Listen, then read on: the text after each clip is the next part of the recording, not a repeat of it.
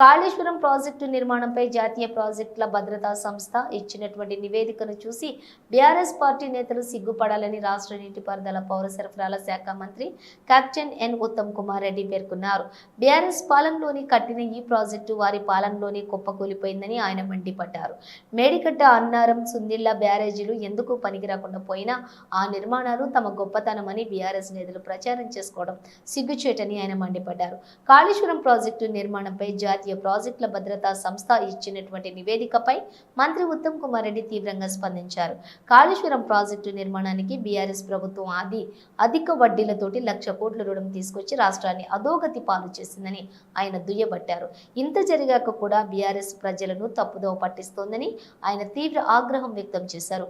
Kaleshwaram project BRS సొంత జాగీర్ కాదని, ప్రజాధనంతో ప్రజల ప్రాణాలతో చెలగాటమాడితే చూస్తూ సహించేది లేదని ఆయన హెచ్చరించారు.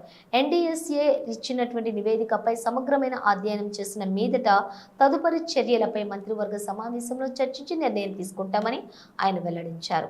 బీఆర్ఎస్ పాలనలో నిర్మితమైన ఈ ప్రాజెక్టు రైతుల కోసం నిర్మించింది ఎంత మాత్రం కాదని, నాటి అధికార పార్టీ నేతలు జేబులు నింపుకోవడానికే దీనిని వినియోగించుకున్నారని ఆయన ఎద్దేవా చేశారు.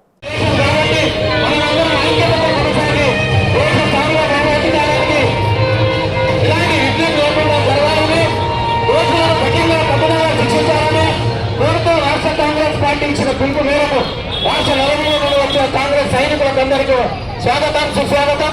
ఈ నిరసన ర్యాలీ చనిపోయిన